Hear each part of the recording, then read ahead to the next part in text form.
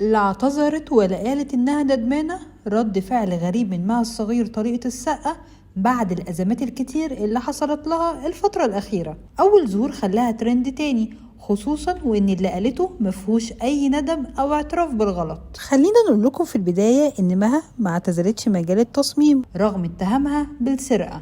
بالعكس، نشرت أكتر من صورة لشنط وقالت إنها من تصميمها، واتجاهلت كل الاتهامات اللي توجهت ليها بالسرقة. مش بس كده، دي قالت رسالة غريبة في أول ظهور ليها.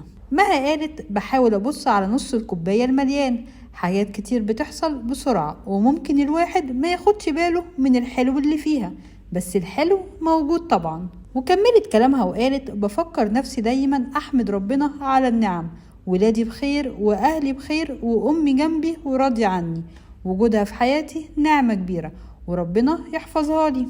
كلام مها بيأكد إنها مش